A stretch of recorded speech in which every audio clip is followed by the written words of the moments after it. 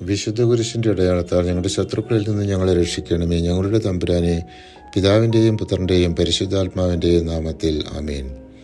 ഹെലിയോദോറസ് ദേവാലയ ഭണ്ഡാരത്തിൽ പണമെടുത്തു കൊണ്ടുപോകാനാണ് എന്ന് മനസ്സിലാക്കിയ പുരോഹിതന്മാർ ഔദ്യോഗിക വസ്ത്രങ്ങളണിഞ്ഞ് ബലിപീഠത്തിന് മുൻപിൽ സാഷ്ടാംഗം വീണ് നിക്ഷേപത്തെക്കുറിച്ച് നിയമം നൽകിയ ദൈവത്തോട് അവ കാത്തു സൂക്ഷിക്കണമെന്ന് പ്രാർത്ഥിച്ചു.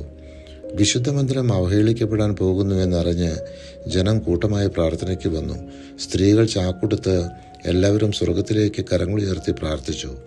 ഹെലിയോദോറസ് ഭണ്ഡാരത്തെ സമീപിച്ചപ്പോൾ അതിമഹത്തായ ദൈവത്തിൻ്റെ ശക്തി ദർശിച്ചു.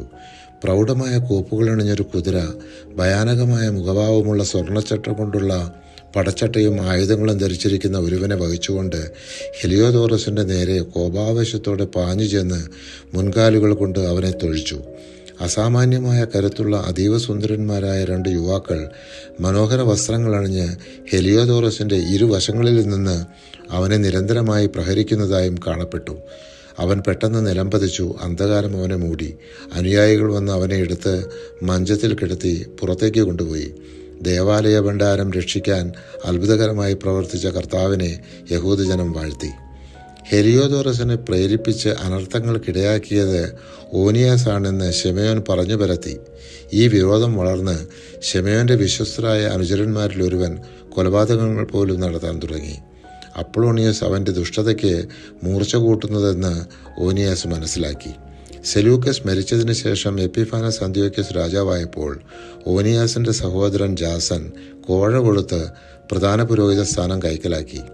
ജാസൻ പുരോഹിത സ്ഥാനം ഏറ്റെടുത്ത ഉടനെ ജനത്തെ ഗ്രീക്ക് സമ്പ്രദായങ്ങളിൽ നിന്ന് തിരിച്ചു തുടങ്ങി. ജാസൻ നിയമാനുസൃതമായ ജീവിത സമ്പ്രദായങ്ങൾ നാട്ടിൽ നിന്ന് നിർമ്മാർജ്ജനം ചെയ്ത് നിയമവിരുദ്ധമായ പുതിയ ആചാരങ്ങൾ ഏർപ്പെടുത്തി. ജാസന്റെ അതിരറ്റ ദുഷ്ടത നിമിത്തം ജനം യവനാചാരങ്ങളും വിദേശീയ സമ്പ്രദായങ്ങളും അങ്ങേയറ്റം വരെ സ്വീകരിക്കേണ്ടി വന്നു. പിതാക്കന്മാർ വിലമതിച്ചതെല്ലാം അവർ പുച്ഛിച്ചു തള്ളുകയും ഗ്രീക്കുകാർ ആദരിച്ചതെല്ലാം വിലമതിക്കുകയും ചെയ്തു. പരിശുദ്ധാത്മാവെ, തിരുവചനത്തിൻ്റെ അനന്തശക്തിയാൽ ആത്മാവിൻ്റെ ബലങ്ങളും ദാനങ്ങളും നൽകി തീക്ഷ്ണതയാൽ ഞങ്ങളെ ജ്വലിപ്പിക്കണമേ. ആമേൻ.